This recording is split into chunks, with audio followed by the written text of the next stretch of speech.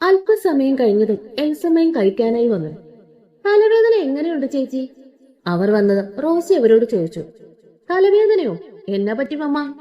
Alex ആവലാതിയോടെ ചോദിക്കുന്നത് കേട്ട് എൽസമ്മ അവനെ നോക്കി ചിരിച്ചു. കുറവുണ്ട് മോനെ, അവർ അതേ ചിരിയോടെ തന്നെ പറഞ്ഞു. ചേച്ചിക്ക് മൈഗ്രൈൻ്റെ അല്ലേ? ടെൻഷൻ വരുമ്പോ അത് കൂടെ. ടെൻഷൻ വരാനും മാത്രം ഇപ്പൊ എന്നതാ മമ്മ? ഇത്രയും നാളും ഇച്ചാനെ ഓർത്തായിരുന്നു ടെൻഷൻ. ഇപ്പൊ പിന്നെ അത് കഴിഞ്ഞില്ലേ? അമ്മ വന്നതോടെ അത് ഓക്കെ. ഇനി എത്രയും പെട്ടെന്ന് ഇവരുടെ കല്യാണം കൂടെ കഴിഞ്ഞ് എല്ലാം കളറാവും അല്ലേ ചായ?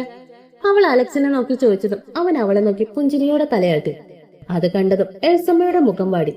അത് മാറ്റിച്ചായനും റോസയമ്മയും വ്യക്തമായി കാണുകയും ചെയ്തു.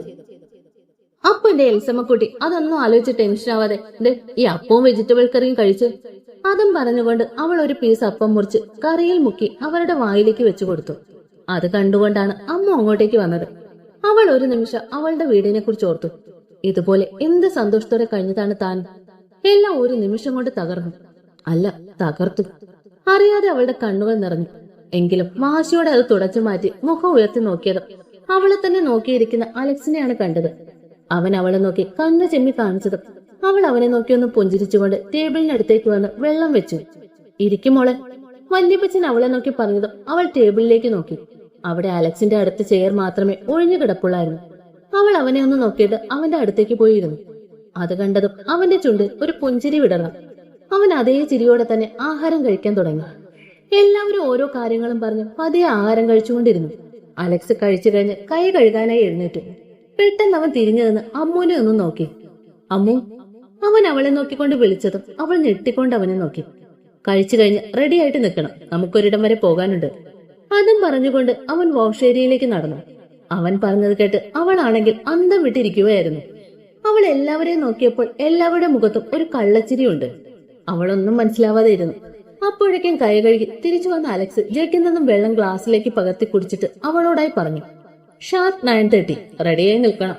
അവൻ അതും പറഞ്ഞ് മുകളിലേക്ക് കയറിപ്പോയി. അവൾ എല്ലാവരെയും ഒന്നുകൂടി നോക്കിയതും വല്യപ്പച്ച അവളോടായി പറഞ്ഞു, അവൻ പറഞ്ഞതല്ലേ മോളെ, പെട്ടെന്ന് റെഡിയായി ചെല്ലാൻ നോക്ക്. വല്യപ്പച്ചൻ അതും പറഞ്ഞു എഴുന്നേറ്റു.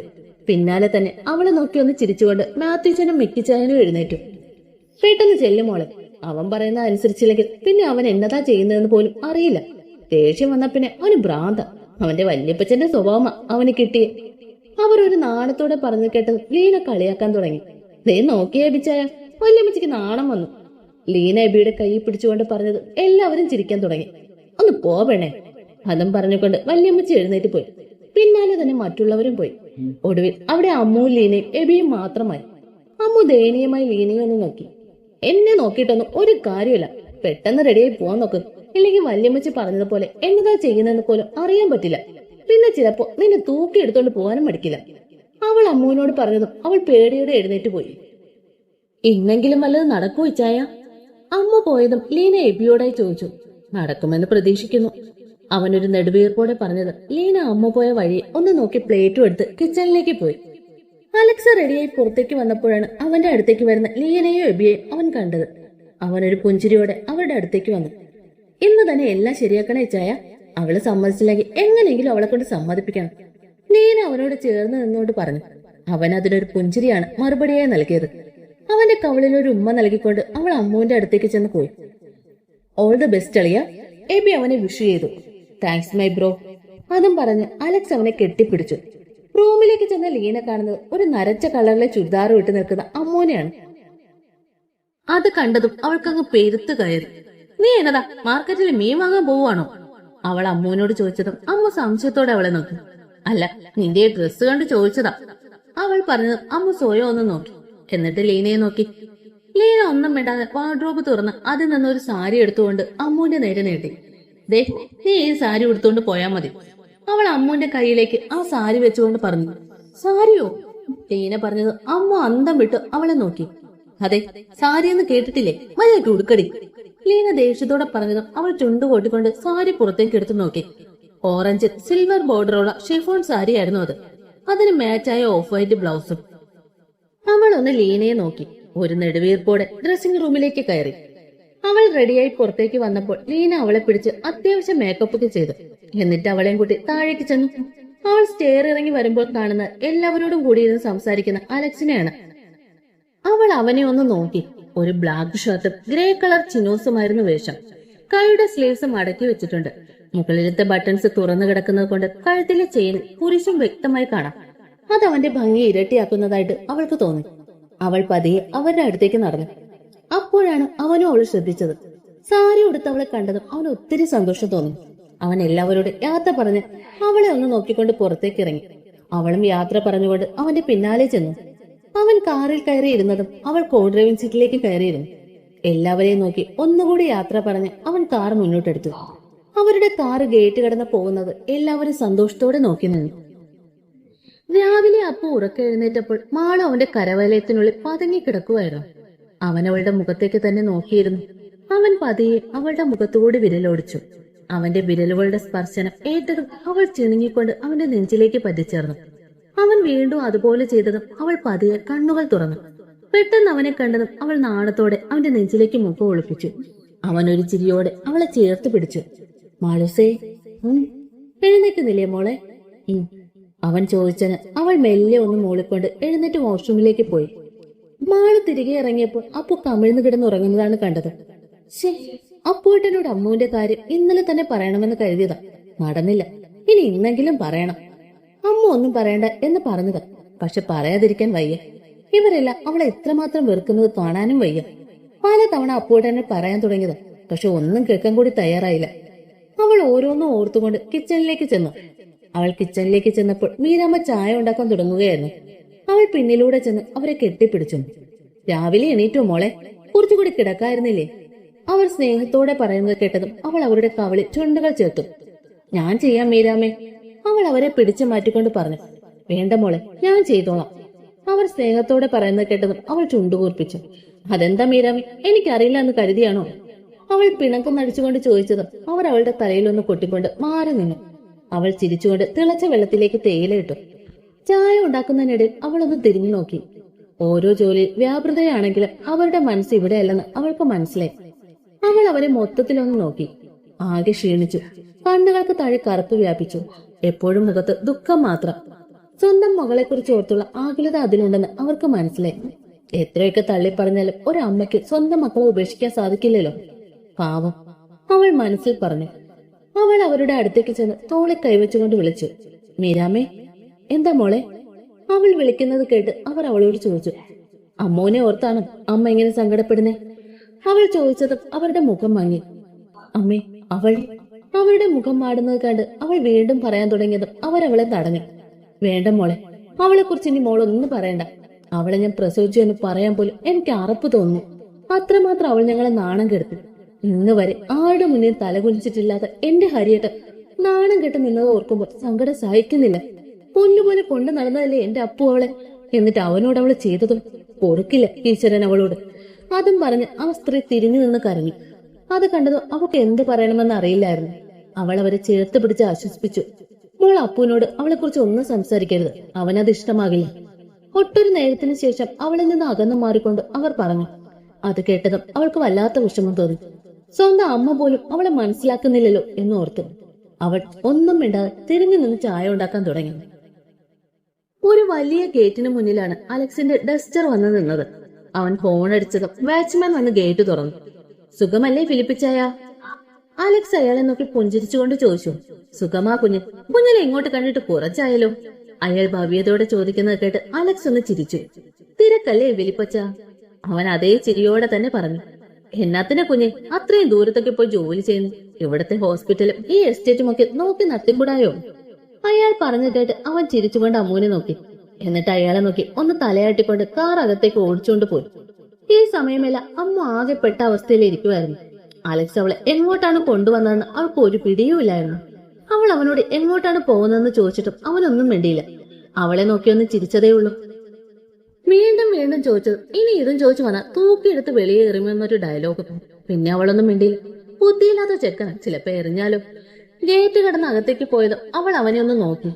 അവളുടെ നോട്ടം കണ്ട് അവൻ പുരുക ഉയർത്തി എന്താണെന്ന് ചോദിച്ചു. അവൻ ചോദിക്കുന്നത് കണ്ടത് അവൾ അവനെ നോക്കി ഒന്ന് എളിച്ചു കാണിച്ചു. അല്ല, നമ്മൾ ഇത് എവിടെയാ വന്നേ? ഇത് ഏതാ സ്ഥലം? ഒരു കൊച്ചു കുട്ടിയുടെ കൗതുകത്തോടെ അവൾ ചോദിക്കുന്നത് കേട്ടതും അവനും ചിരി വന്നു. അതങ്ങ് ചെല്ലുമ്പോ കണ്ടാ പോരെ. പൊട്ടി വന്ന ചിരി മറച്ചു പിടിച്ചുകൊണ്ട് അവൻ ഗൗരവത്തോടെ പറയുന്നത് കേട്ട് അവൾ പിന്നെ ഒന്നും മിണ്ടാതെ പുറത്തെ കാഴ്ചകളിൽ മുഴുകിയിരുന്നു. 100 ഏക്കറോളം വരുന്ന റബ്ബർ എസ്റ്റേറ്റ് ആയിരുന്നു അത്. അലക്സിന്റെ പപ്പയുടേതാണത്. അതിനകത്ത് തന്നെ അവർക്കൊരു ഗസ്റ്റ് ഹൗസും ഉണ്ട്. അമ്മൂനെ നഷ്ടപ്പെട്ടതിന് ശേഷം അലക്സ് മിക്ക ദിവസങ്ങളിലും അവിടെയായിരുന്നു. അവിടെ അവന് കുറച്ചെങ്കിലും ആശ്വാസം കിട്ടുമായിരുന്നു. ഗസ്റ്റ് ഹൗസിന് മുന്നിലായി വണ്ടി നിർത്തിയിട്ട് അലക്സ് അമ്മൂനെ ഒന്ന് നോക്കി. അവളും അവനെ ഒന്ന് നോക്കിയതും അവൻ അവളോട് ഇറങ്ങാൻ പറഞ്ഞുകൊണ്ട് പുറത്തേക്ക് ഇറങ്ങി. അമ്മു പുറത്തേക്ക് ഇറങ്ങി അവിടെയൊക്കെ നോക്കി നടന്നു. ഗസ്റ്റ് ഹൗസിന്റെ ഫ്രണ്ടിൽ നിറയെ പലതരം ചെടികൾ കൊണ്ട് അലങ്കൃതമായിരുന്നു. ചെടികൾ മാത്രമല്ല, മുയലും ലവ് ബേർഡ്സും അടക്കം പലതരം വളർത്തുജീവികളും ഉണ്ടായിരുന്നു. അമ്മു അവയെല്ലാം കൗതുകത്തോടെ നോക്കുന്നത് അലക്സ് ഒരു ചെറു ചിരിയോടെ നോക്കി നിന്നു. അവൻ അവളുടെ അടുത്തേക്ക് ചെന്ന് തോളെ തട്ടി വിളിച്ചപ്പോഴാണ് അവൾക്ക് പരിസരബോധം തന്നെ ഉണ്ടായത്. എന്നതാ ഇങ്ങനെ നോക്കുന്നേ? ഇവിടെയൊക്കെ ഇഷ്ടായോ? അലക്സ് അവളുടെ മുഖത്തെ സന്തോഷവും ആകാംക്ഷയും എല്ലാം നോക്കിക്കൊണ്ട് ചോദിച്ചു. ഒത്തിരി ഇഷ്ടായി ചായ. ഞാൻ ആദ്യമായിട്ടാ ഇതുപോലെ ഒരു സ്ഥലം കാണുന്നത്. എന്ത് ഭംഗിയാ ഇവിടെ കാണാൻ തന്നെ. അവൾ ഓടിക്കളിക്കുന്ന മുയലുകളെ നോക്കിക്കൊണ്ട് അവനോട് പറഞ്ഞു. ഇത് നമ്മുടെ തന്നെ എസ്റ്റേറ്റാ. മാളേക്കൽ തോമസ് വർഗീസ് ആദ്യമായി വാങ്ങിയ മുതലായത്. ആദ്യം ഇവിടുത്തെ ജോലിക്കാരനായിരുന്നു വല്യപ്പച്ചൻ. ഇവിടെ ജോലി ചെയ്ത് കിട്ടിയ കാശുകൊണ്ടാ വല്യപ്പച്ചൻ ആദ്യമായി ബിസിനസ് തുടങ്ങിയത്. പെട്ടെന്ന് തന്നെ ബിസിനസ് വളർന്നു. അപ്പോഴേക്ക് അതിന്റെ ഉടമസ്ഥൻ ഇതൊക്കെ വിറ്റ് മക്കളോടൊപ്പം അമേരിക്കയിൽ സെറ്റിൽ ആവാൻ പോകുവാന്ന് അറിഞ്ഞു. വർഷങ്ങളായി ജോലി ചെയ്തുകൊണ്ടാവാം വല്യപ്പച്ചന് ഇതിനോടൊരു പ്രത്യേക സെന്റിമെന്റ്സ് ഉണ്ട്. അതുകൊണ്ട് പിന്നെ ഒന്നും നോക്കാതെ ഇതങ്ങ് വാങ്ങിച്ചു. ഈ ഗസ്റ്റ് ഹൗസിന് പിറകിലെ ഒരു ചെറിയ വീടുണ്ട്. വല്യപ്പച്ചനും വല്യമ്മച്ചി ആദ്യം താമസിച്ചിരുന്ന അവിടെയായിരുന്നു. അവധി ദിവസങ്ങൾ ഞങ്ങൾ അധികവും ഇവിടെയാ ചിലവഴിക്കാറ്. അവനൊരു ചിരിയോടെ പറയുന്നത് കേട്ട് അവളുടെ മുഖത്തും പൊഞ്ചിരി വിടാറുണ്ട്. ഈ ചെടികളൊക്കെ ആരുടെയാ? അവൾ അലക്സിനോടായി ചോദിച്ചു. ഇതൊക്കെ ഞാനാ ഇവിടെ കൊണ്ട് നട്ടത്. ഞാനില്ലാത്തപ്പോ മറ്റുള്ളവർ പരിപാലിക്കും, അവൻ പറഞ്ഞു. അവൾ അവിടെ എല്ലാം കൗതുകത്തോടെ നോക്കിക്കൊണ്ടിരുന്നു.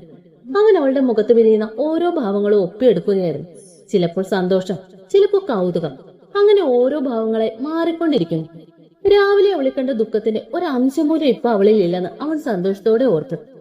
അവൻ അവളുടെ അടുത്തേക്ക് ചെന്ന് അവളുടെ കൈകളിൽ കോർത്തു പിടിച്ചു. അവൾ ഞെട്ടിത്തിരിഞ്ഞു നോക്കിയതും കണ്ണുകളിൽ കുസൃതിയും ചുണ്ടുകളിൽ പുഞ്ചിരിയുമായി നിൽക്കുന്ന അലക്സിനെയാണ് കണ്ടത്. അവൾ അവന്റെ കരിനീല കണ്ണുകളിലേക്ക് തന്നെ നോക്കി നിന്നു. അവനും അവളുടെ മുഖത്തേക്ക് തന്നെ നോക്കി നിൽക്കുമായിരുന്നു. വർഷങ്ങൾക്ക് മുമ്പ് തന്റെ ഹൃദയത്തിൽ ആവേശമായി തീർന്ന അതേ മുഖം, അതേ തീവ്രതയോടെ അവൻ അപ്പോഴും നോക്കി നിന്നു. ഡോർ തുറക്കുന്ന സൗണ്ടാണ് രണ്ടുപേരെ സുബോധത്തിലേക്ക് കൊണ്ടുവന്നത്. ഒരു ചമ്മലോടെ അമ്മുവും പുഞ്ചിരിയോടെ അലക്സും നോട്ടം മാറ്റി. അമ്മു നോക്കുമ്പോൾ അകത്തു നിന്നും 10-60 വയസ്സ് പ്രായം തോന്നിക്കുന്ന ഒരാൾ പുറത്തേക്ക് വന്നു. അലക്സിനെ കെട്ടിപ്പിടിച്ചു. അലക്സ് തിരികെ അയാളെ ചേർത്ത് പിടിച്ചു. എന്നൊക്കെയുണ്ട് ആന്റണിച്ചായ വിശേഷങ്ങൾ? നല്ല വിശേഷങ്ങളാ കുഞ്ഞെ. ആലീസച്ചിക്കും ആൻസിമോൾക്കും സുഖമല്ലേ? അവൻ വീണ്ടും അയാളോടായി ചോദിച്ചു. എല്ലാരും സുഖമായിട്ടിരിക്കുന്നു കുഞ്ഞെ. കുഞ്ഞു വരാൻ എന്നതാ ഇത്രയും താമസിച്ച്? രാവിലെ വരുമെന്ന് കരുതി ഞാൻ ബ്രേക്ക്ഫാസ്റ്റ് ഒക്കെ ഉണ്ടാക്കി വെച്ചായിരുന്നു, അയാൾ അലക്സിനോടായി പറഞ്ഞു. വരുന്ന വഴി നല്ല ട്രാഫിക് ബ്ലോക്ക് ഉണ്ടായിരുന്നു അച്ചായ, അവൻ ചിരിച്ചുകൊണ്ട് പറഞ്ഞു. അമ്മോ, ഇത് ആന്റണി ചായ, ഞങ്ങളുടെ ഇവിടുത്തെ ഓൾ ഇൻ ഓൾ ആണ്. ഇവിടെ മൊത്തം അച്ചായനാ നോക്കുന്നത്, അവൻ അവളോടായി പറഞ്ഞു. അവൾ അയാളെ നോക്കി പുഞ്ചിരിച്ചു. അയാളും തിരികെ പുഞ്ചിരിച്ചുകൊണ്ട് അലക്സിനോട് ചോദിച്ചു. ഇതാണോ അമ്മുക്കുഞ്ഞെ? അതെ, അലക്സ് മറുപടി കൊടുത്തു. ഹോ, എത്ര നാളായെന്നറിയോ മോളെ കാണാനൊന്ന് കാത്തിരിക്കുന്നു, അയാൾ അവളുടെ കൈകളിൽ പിടിച്ചുകൊണ്ട് പറഞ്ഞതും അലക്സ് അയാളെ നോക്കി കണ്ണു കാണിച്ചു. അതിന് ആന്റണി ചായ ഒന്ന് ചിരിച്ചുകൊണ്ട് തലയാട്ടി. വാ മക്കളെ, അകത്തേക്ക് കയറാം, അയാൾ അവരോടായി പറഞ്ഞുകൊണ്ട് അകത്തേക്ക് പോയി. അതിന് പിന്നാലെ അമ്മുവിനെ നോക്കി അകത്തേക്ക് വരാൻ കണ്ണു കാണിച്ചുകൊണ്ട് അലക്സും പോയി. അപ്പോഴും ആന്റണി ചായ പറഞ്ഞതിന്റെ പൊരുളറിയാതെ അമ്മു അലക്സിന് പിന്നാലെ നടന്നു. ആന്റി എന്നതായി പറയുന്നേ? അലക്സ് അവളെയും കൂട്ടി എങ്ങോട്ടോ പോയെന്നോ? നാൻസി ദേഷ്യത്തോടെ എൽസമ്മയോട് ചോദിച്ചു. രാവിലെ അലക്സ് അമ്മുവിനെ കൂട്ടി പോയ കാര്യം നാൻസിയെ വിളിച്ച് അറിയിച്ചതാണ് എൽസ. അതേ മോളെ, രാവിലെയാണ് അവൻ പറയുന്നത്. ചോദ്യവും പറച്ചിലും ഒന്നും ഉണ്ടായിരുന്നില്ല. അവളോട് റെഡിയായിട്ട് ചെല്ലാൻ പറഞ്ഞു. അവൾ പോവുകയും ചെയ്തു. അവർ ഒരു നിരാശയോടെ പറഞ്ഞു. ആന്റി, ഇനി അവൾക്കും അലക്സിനെ ഇഷ്ടമാണോ? നാൻസി തെല്ലി പരിഭ്രമത്തോടെ ചോദിച്ചു. അമ്മുവിന് ഇഷ്ടമല്ല എന്ന വിശ്വാസത്തിലാണ് അവൾ ആശ്വസിച്ചിരിക്കുന്നത്. ഇനി അങ്ങനെയല്ലെങ്കിൽ കാര്യങ്ങളെല്ലാം കൈവിട്ടു പോകും. അമ്മുവിന് ഇഷ്ടമായാൽ പിന്നെ എന്ത് വില കൊടുത്തും അലക്സ് അവളെ സ്വന്തമാക്കും. പിന്നെ ഒരിക്കലും തനിക്ക് അലക്സിനെ കിട്ടില്ല എന്ന് അവൾക്ക് നന്നായിട്ട് അറിയാം. അറിയില്ല മോളെ, ഇവിടെ എല്ലാവരും അവന് സപ്പോർട്ടാണ്. എനിക്ക് എതിർത്തൊന്നും പറയാനും പറ്റുന്നില്ല. ഞാൻ എന്നതെല്ലാം ചെയ്ത് മാത്യു ചായം വെറുതെ ഇരിക്കില്ല, അവർ വിഷമത്തോടെ പറഞ്ഞു. ആന്റി വിഷമിക്കേണ്ട, നമുക്ക് നോക്കാം. എന്നതാണേലും അവർ തിരികെ വരട്ടെ. അവർ എവിടെ പോയി, എന്തിനു പോയി എന്നൊക്കെ അറിഞ്ഞിട്ട് ഇനി ബാക്കി തീരുമാനിക്കാം. എന്നതാണേലും മാണിയക്കിനും മരുമകളായി വരുന്നത് ഈ നാൻസ് തന്നെ ആയിരിക്കും, അവൾ അവരോട് വാശിയോടെ പറഞ്ഞുകൊണ്ട് ഫോൺ കട്ട് ചെയ്തു. ഫോൺ വെച്ച് എൽസമ്മ തിരിഞ്ഞു നോക്കിയതും തന്നെ രൂക്ഷമായി നോക്കി നിൽക്കുന്ന റോസേമ്മയാണ് കാണുന്നത്. അവർ ഒന്നും ഇടാതെ തല കുനിച്ച് തന്റെ റൂമിലേക്ക് കയറിപ്പോയി.